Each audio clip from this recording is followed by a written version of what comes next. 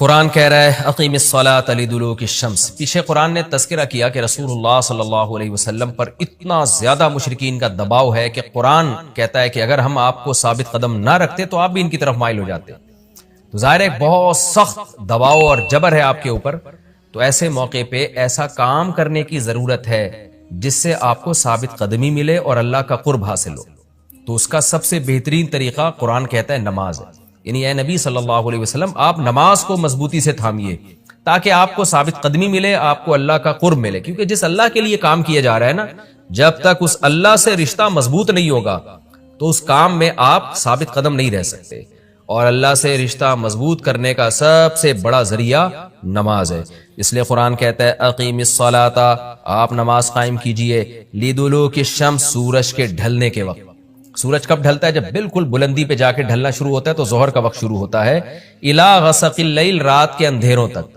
یعنی اس میں 4 نمازیں آ گئیں۔ سورج جب ڈھلتا ہے نا بالکل بلندی پر ہوتا ہے، تھوڑا سا ڈھلتا ہے ظہر کا وقت، مزید ڈھلان پیدا ہوتی ہے عصر کا وقت، مزید ڈھلتا ہے مغرب کا وقت، اور پھر الی غسق اللیل، سورج تو غائب ہو جاتا ہے مغرب کے بعد، پھر رات کے اندھیرے میں یعنی عشاء کا وقت، وقرآن الفجر، اور فجر کے وقت میں، فجر کی تلاوت کے وقت میں۔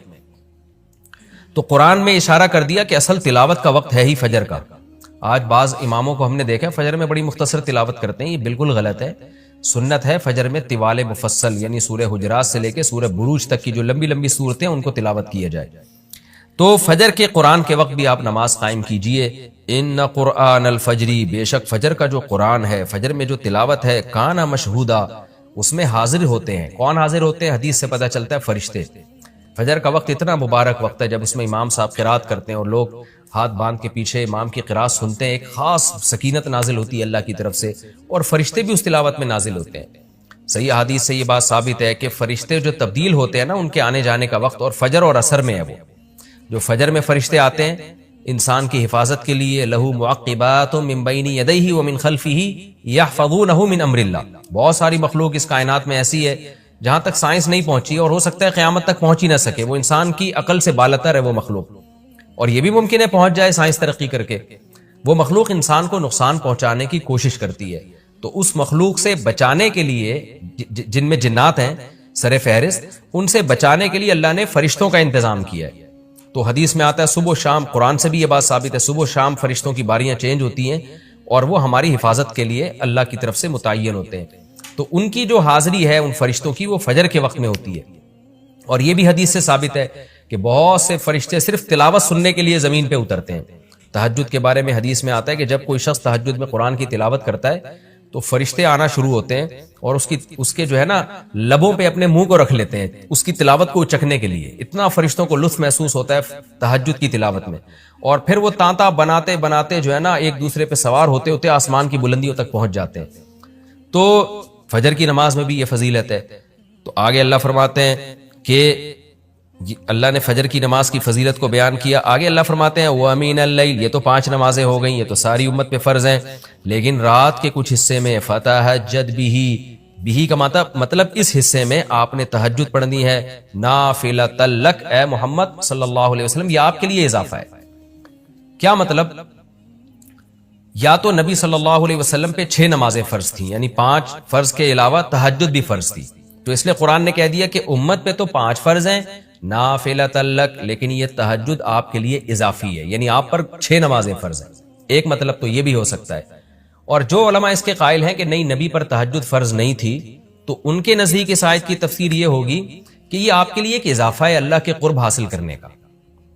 یعنی 5 نمازیں تو پڑھنی ہی پڑھنی ہے، لیکن آپ اللہ کے قرب کے لیے ایک اضافی چیز بھی آپ کو دی جا رہی ہے تاکہ آپ کے درجات اور زیادہ بلند ہو۔ تو ایسی صورت میں یہ صرف نبی کے ساتھ خاص نہیں ہے،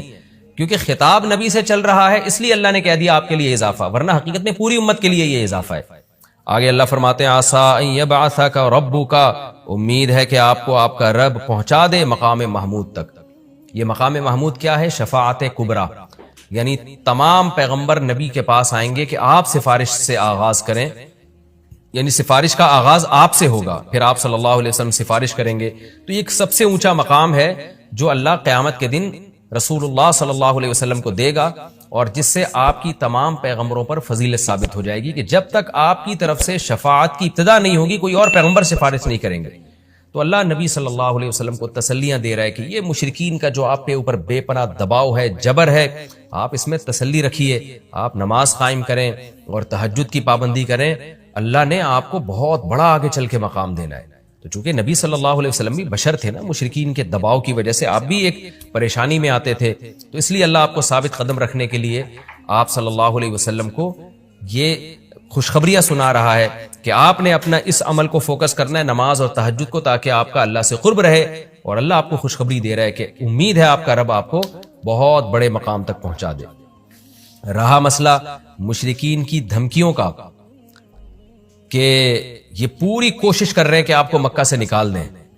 تو ہم نے تو بتا دیا کہ یہ خود بھی نہیں پنپ پائیں گے، لیکن آپ نے اللہ سے کیا دعا مانگنی ہے؟ وَقُلْ رَبِّ، کہہ دیجئے اے میرے رب، ادخلنی مدخل صدق، مجھے مکہ میں داخل کیجئے مرغوب داخلہ، اچھا داخلہ، اور مجھے مکہ سے نکالیے بھی اچھے طریقے سے، یعنی اچھا نکلنا ہو میرا، ایسا نکلنا جس کے نتائج اچھے ہوں۔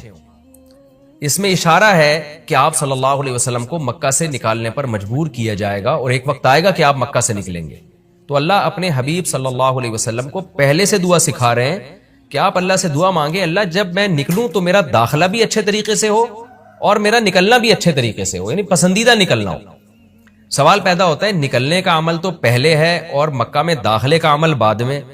تو نکلنے کا تذکرہ پہلے ہونا چاہیے کہ اللہ مکہ سے مجھے اچھی طریقے سے نکال، اور مکہ میں مجھے داخل بھی اچھے طریقے سے کرنا،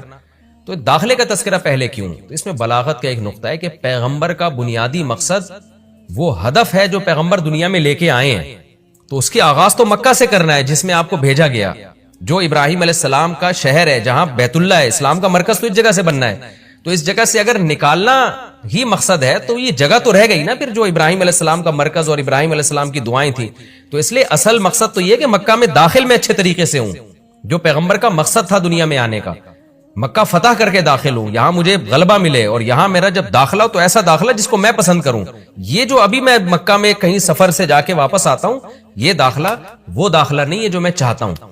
تو چونکہ مکہ سے نکلنا مقصد نہیں ہے، نکالا اس لیے جا رہا ہے تاکہ داخلہ ایک طاقت کے ساتھ ہو اور اچھے طریقے سے داخلہ ہو، اس لیے اس داخلے کا تذکرہ پہلے کیا جا رہا ہے۔ ہاں وہ داخلہ اس وقت تک ممکن نہیں ہے جب تک مکہ سے ایک دفعہ آپ کا خروج نہ ہو، تاکہ مدینہ میں ریاست بنے اور آپ 10,000 کا لشکر لے کر فاتحانہ انداز سے مکہ میں داخل ہوں، اور جس مقصد کے لیے اللہ نے آپ کو بھیجا تھا وہ مقصد پورا ہو۔ تو وہ مقصد نکلے بغیر پورا ہو نہیں سکتا، اس لیے نکلنے کا تذکرہ کر دیا، ورنہ اصل مقصد تو یہ ہے کہ اللہ میں مکہ سے نکلنا نہیں چاہتا، میں مکہ میں داخلہ چاہتا ہوں۔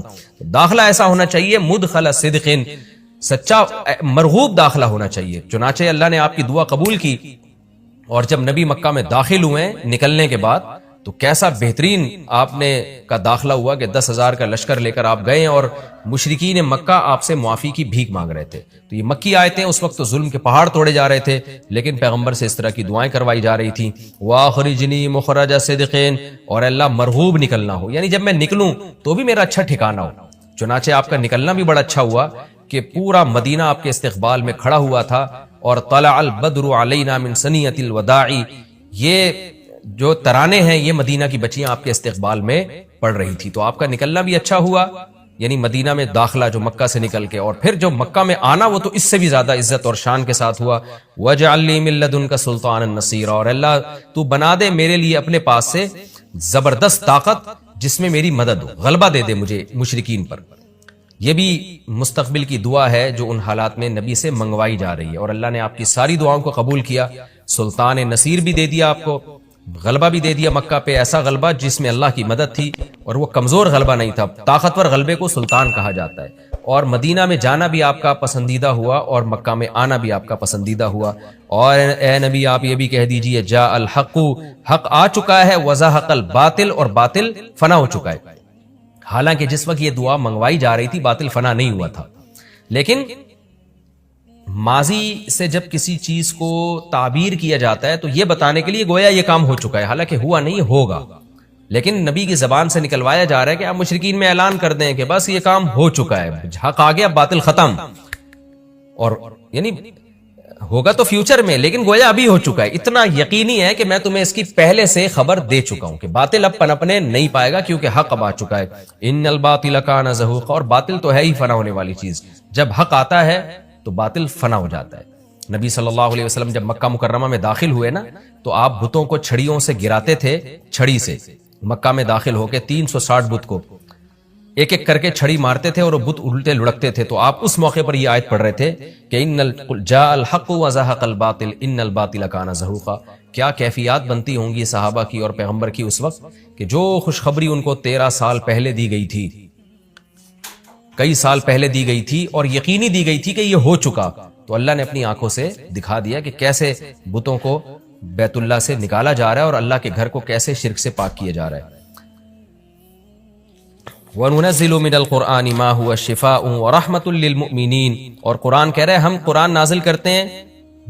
جس میں مومنین کے لیے شفا ہے. یعنی اے نبی آپ کی تسلی کے لیے اور بھی ہم بتائیں آپ کو کہ ہم یہ جو آیتیں نازل کر رہے ہیں نا اس میں مومنین کو بھی شفا مل رہی ہے، ان کی اصلاح ہو رہی ہے شرک سے اور برے عقیدوں سے،